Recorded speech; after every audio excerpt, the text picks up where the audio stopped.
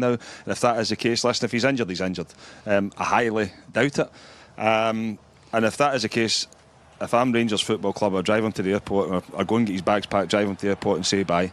If you've not got people that are willing to knuckle down and work hard and help this team at this moment in time, then see you later. Because if you don't, there is a real danger. I mean, this you can tell by the fans, right? It's at boiling point right now with the fans and towards the team, the management, whatever it is. If Russell Martin is not strong and sees this through, he's going to join Giovanni Van Bronckhorst, he's going to join Michael Beale, he's going to join Philip Clement and going out the door, because he needs to get. I know he's brought in a few players, but he needs to get the right type of characters in this dressing room and in it quick. Because I go back, I remember Daniel Cousin absolutely tore Celtic apart at the end of a transfer window, but he went and done it the right way. I'm going to go and put in a performance and leave the next day after that.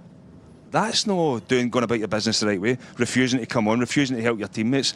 Maybe, listen, I can't help but think that it's been a little bit too honest for Russell as well. There's some things you just need to keep in-house.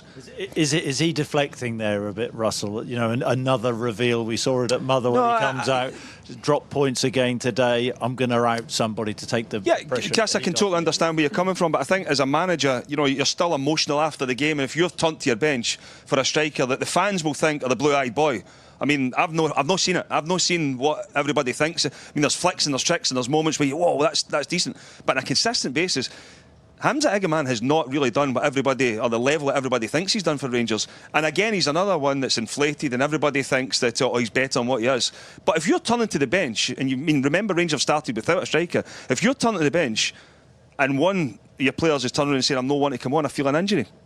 Yeah, on the flip side to what you're saying there, Chris, I mean, if he's expecting to have Hamza Igamane available to him from the bench and he turns around and says, "I'm not coming on," then Russell Martin's got to protect himself a little bit as well, doesn't he? Yep, there's, I mean, you know, the obvious thing is to kick him out.